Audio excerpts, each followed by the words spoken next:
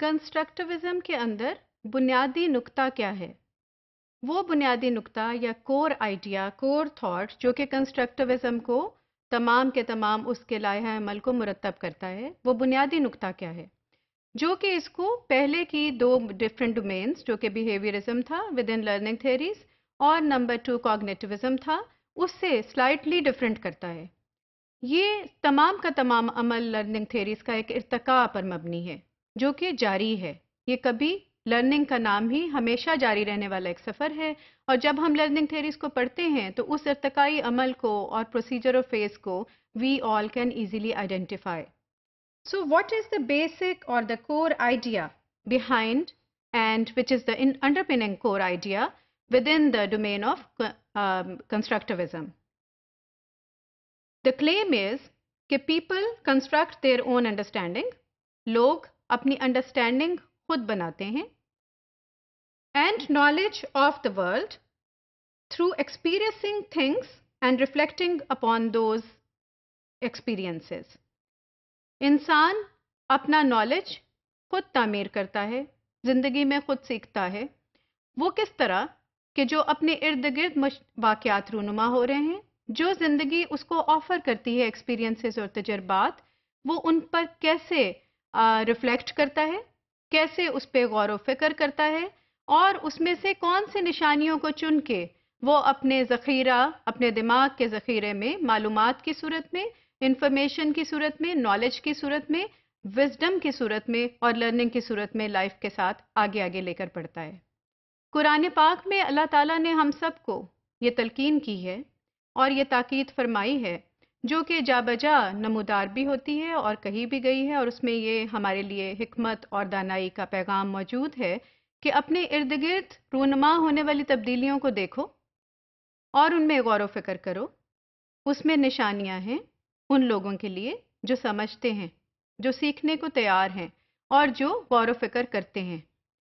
اس message میں اور جو بعد میں رونما ہونے والی تحقیق ہر دن کے ساتھ جو اب ہو رہی ہے، اس میں بہت سی کامنلٹی موجود ہے، کامن فیکٹرز ہیں۔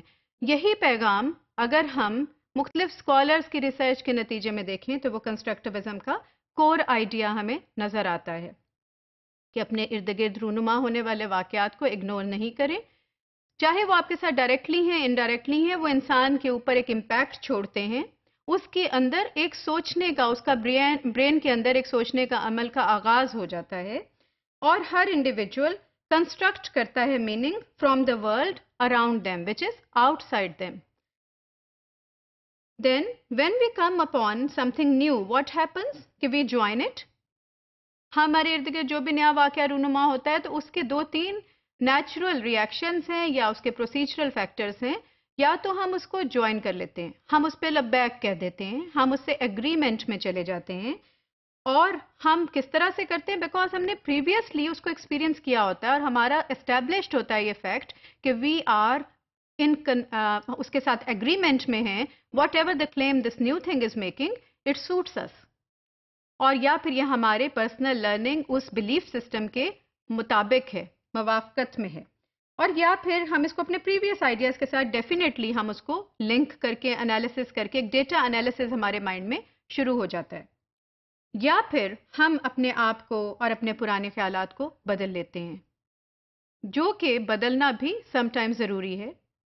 اور جیسے کہ علامہ اقبال نے بھی کہا کہ جو قومیں اپنی پرانے عمل پر ہی ڈٹی رہتی ہیں اور نئی طریقہ کار طرز زندگی سے ہچکچاتی ہیں، وہی سم ٹائمز ان کے لیے آبسٹیکل بن جاتا ہے پروگریس اور گروتھ میں۔ So change is important. اور discard the new information all together. Whatever we do, ہم کر کیا رہے ہیں کہ we are active creators of our new knowledge. آپ کسی بھی بچے کی ایگزامپل لیں، اس کو آپ لائف میں نیا ایکسپیرینس کرائیں۔ جو بچہ کنٹینر میں پانی کو دیکھنے کے لیے ہر وقت عادی ہوتا ہے، جب اس کے سامنے ایک بہت بڑی ٹیپ کی صورت میں، ٹیوب ویل کی صورت میں پانی آئے تو ایک دم سے گھبراتا بھی ہے، وہ سوال بھی پوچھتا ہے، وہ دیکھنے کی اور سمجھنے کی کوشش کرتا ہے کہ اتنا بڑا منبع پانی کا اس ننھی سی ٹیپ یا کنٹینر میں کیوں کر آیا۔ سو گویا ابتدا ہی سے وہ ریفلیکشن کا اور وہ سمجھنے کا ہمارے اندر ایک فیکٹری، ایک ہر روز ایک وہ واقعات رونما ہو رہے ہیں۔ When you hear it is important کہ آپ اپنے بارے میں بھی سوچیں کہ آپ کیسے سیکھتے ہیں. آپ کوئی بات سنتے ہیں، اس کے بارے میں انکانشیسلی آپ سوچتے ہیں، ریفلیکٹ کرتے ہیں اور مزید جاننے کی کوشش میں لگ جاتے ہیں.